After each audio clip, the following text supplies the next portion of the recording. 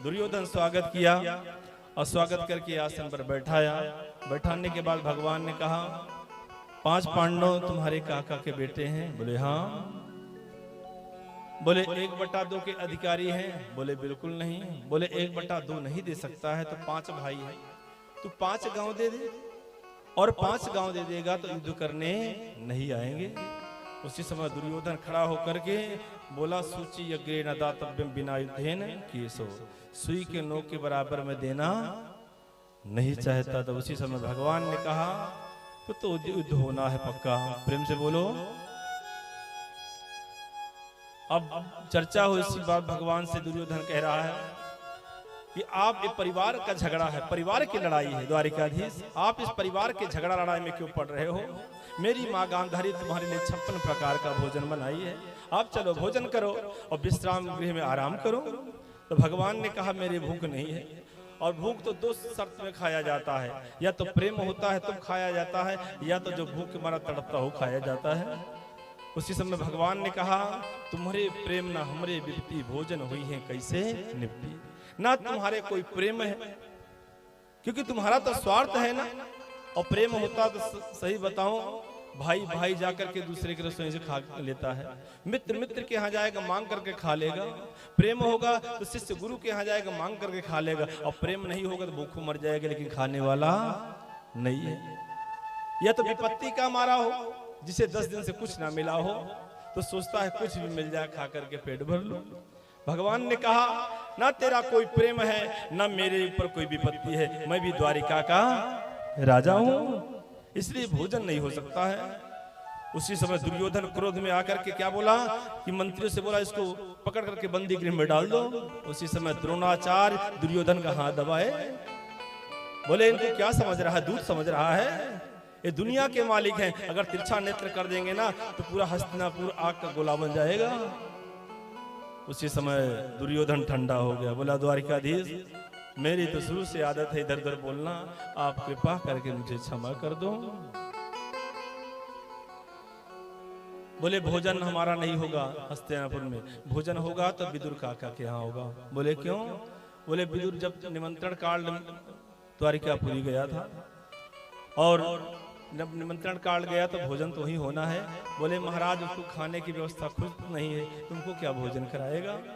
बोले निमंत्रण दिया है तो जहाँ जैसे व्यवस्था करेगा भोजन कराएगा जरूर। प्रेम से बोलो। उसी समय जैसे इतना बोले कि आज विदुर का क्या क्या भोजन होगा, उसी सभा में विदुर खड़े थे, और जैसे सुने कि कन्हैया कह रहा विदुर का क्या यहाँ भोजन होगा, पत्नी विदुरानी को लिए और ले करके बोले जल्दी से साफ सफाई करो घर में, जल्दी से चौका लगाओ, कन्हैया बोला है तो जरूर भोजन करने आएगा।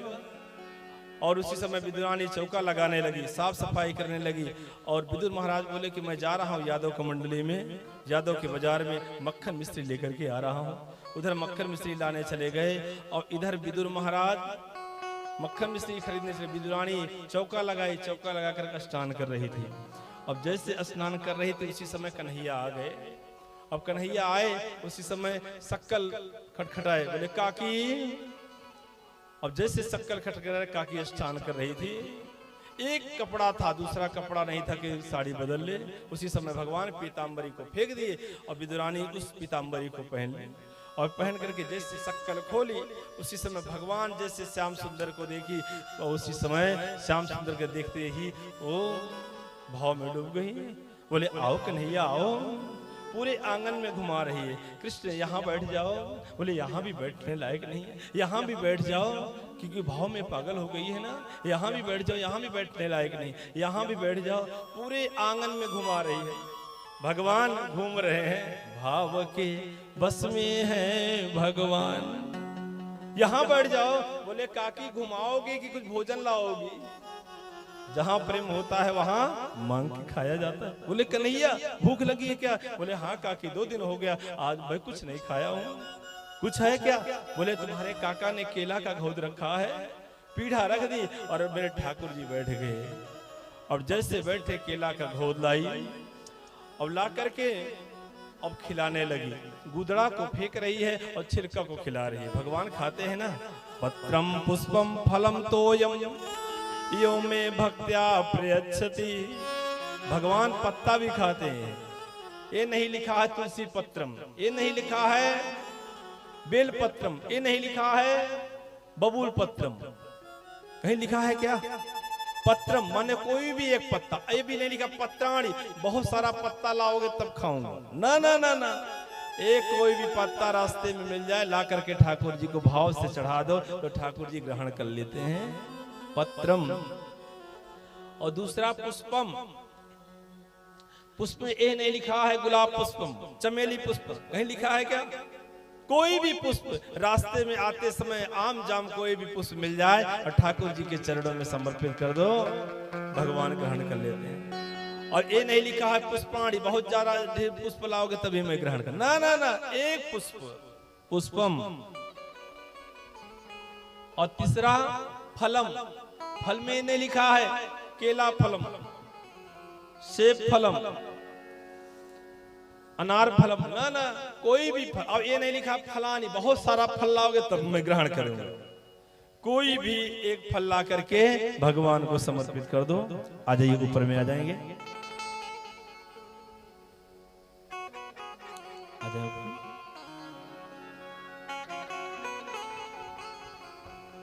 अब उसी से फलम और तोयम। तोयम माने जल।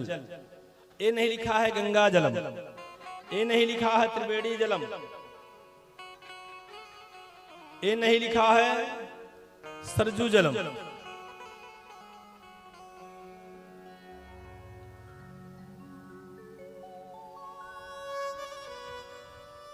कोई भी जल।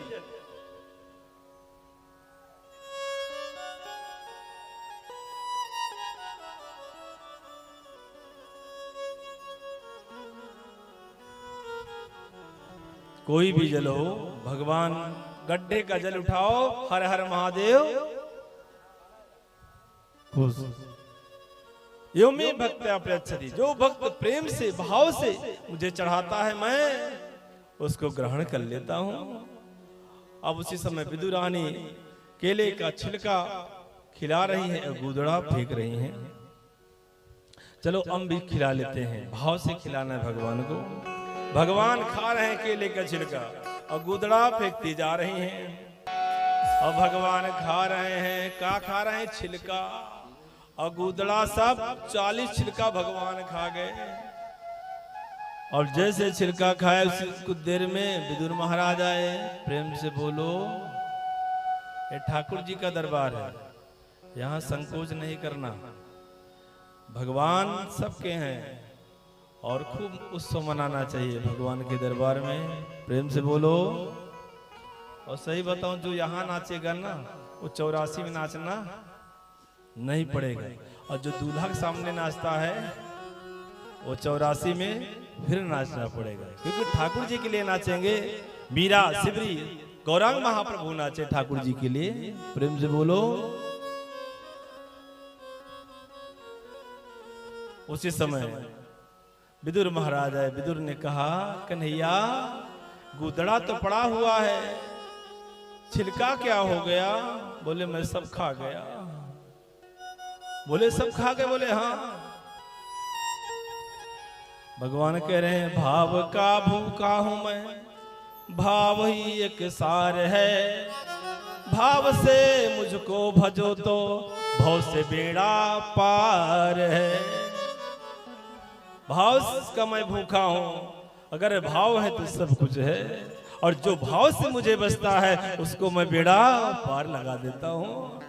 विदुर ने कहा, अरे छिलका खाया था, कड़वा कड़वा लगा था, कैसा लगा था बताओ? मेरा मिठाई खा लो ना। यादव की बाजार से लेके आए मिठाई और रसगुल्ला। और भगवान जैसे उस रसगुल्ला को खाए उस समय विदुर ने कहा, आप कैसे लगा बताओ कन्हैया? तो कन्हैया क्या बता रहा है? कन्हैया बता रहा है, स्वाद छिलके में था तेरे गूदे में ना, स्वाद छिलके में था